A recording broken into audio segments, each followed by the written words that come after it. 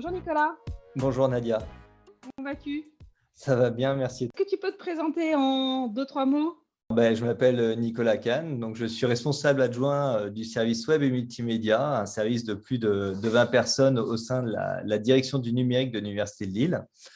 J'appartiens également à la coordination technique du consortium ESUP-Portail, qui est une association qui regroupe 80 établissements de l'enseignement supérieur et de la recherche.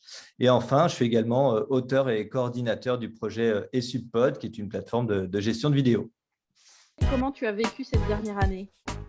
Mais c'est vrai que pour ma part, il m'a fallu passer d'un encadrement de proximité à un encadrement à distance. Il a fallu suivre, accompagner, équiper les collaborateurs rapidement. Il a fallu redimensionner l'infrastructure. Donc, par rapport au service numérique qu'on gère, il a fallu demander plus de puissance, plus d'espace disque, mais il a fallu répondre également en termes de développement au personnel et aux enseignants. Rien qu'au deuxième confinement, octobre-novembre 2020, ça a été 800 cours créés en 30 jours, quoi.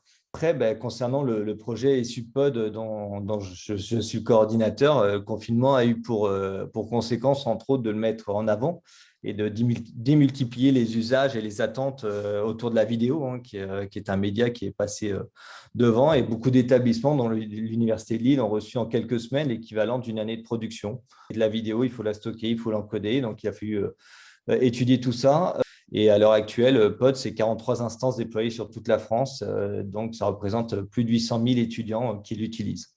Aujourd'hui, si tu devais faire une espèce de top 5 des solutions numériques les plus utiles pour assurer le bon fonctionnement de l'enseignement à distance, tu me dirais quoi? Dans le top 5, je mettrai en avant la visioconférence. Chez nous, on utilise Zoom et POD pour les webinaires ou la diffusion en direct. On utilise beaucoup la messagerie Zimbra, la messagerie instantanée sur RocketChat, la plateforme pédagogique Moodle. Et enfin, en dernier, mais dans le top 5, je rajouterai également tout ce qui est plateforme de stockage et outils collaboratifs. Donc là, nous, c'est Nextcloud et Collabora qui permet le stockage de fichiers et l'édition collaborative. Dans les outils que tu as cité beaucoup de livres. C'est quoi l'enjeu pour un établissement comme l'Université de Lille de s'équiper avec des solutions libres? Pour moi, un des enjeux du livre, mais c'est un des enjeux des années à venir, ça permet d'enrichir l'offre de services numériques. Mais c'est un numérique aussi plus ouvert et plus sécurisé, dont on garde un peu la maîtrise. Et c'est aussi fait pour éviter que nos usagers se tournent vers le numérique grand public. Être en capacité un service numérique de même qualité, de même niveau que le grand public, mais tout en maîtrisant la donnée, en la gardant chez nous, et éviter surtout la dépendance. On peut également faire appel à la sous-traitance. Là, on ne peut pas non plus tout faire et on doit aussi se concentrer. On peut, par contre, sur d'autres besoins qui n'est pas offert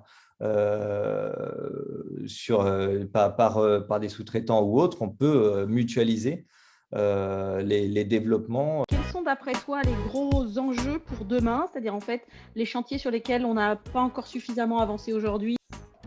Moi, je pense que là, dans les enjeux, c'est l'organisation humaine et numérique. Le télétravail est rentré dans les usages. Ça va maintenir un usage soutenu des services numériques, tels que ceux que j'ai cités dans le top 5. Si on parle de l'enseignement, c'est une nouvelle façon d'enseigner qui s'est mise en place et qui va continuer avec une partie en présentiel, une partie à distance, une partie en synchrone, une partie en asynchrone. Un des autres gros enjeux des années à venir, c'est maintenir les compétences humaines au sein de nos établissements autour du numérique.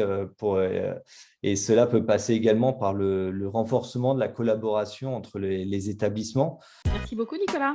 Avec plaisir. Merci Nadia.